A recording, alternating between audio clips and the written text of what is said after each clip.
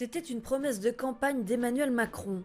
Accélérer l'installation et la construction de nouveaux réacteurs nucléaires dits EPR2. Le gouvernement a présenté son projet de loi en Conseil des ministres visant à accélérer le processus.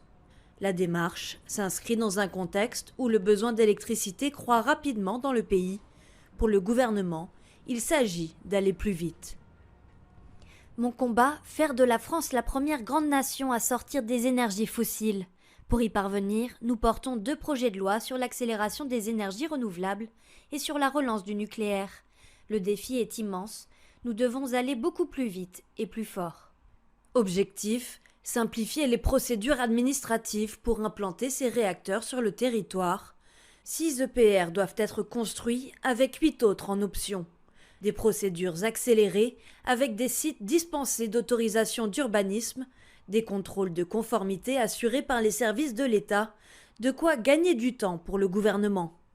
Le texte de loi devrait être adopté au premier trimestre 2023, un calendrier précipité qui ne laisserait pas le temps d'un débat public, déplore l'association Greenpeace, qui dénonce l'illégalité du projet de loi. Greenpeace France dénonce une manœuvre politicienne qui vise à saboter les débats publics en cours et à mettre les citoyens et les générations futures devant le fait accompli. La France, qui tire du nucléaire environ 70% de son électricité, avait décidé en 2015 de diversifier son approvisionnement.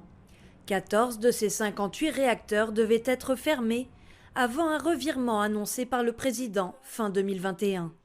La mise en service du premier EPR ne pourra se faire avant 2035 selon le gouvernement, voire à l'horizon 2037.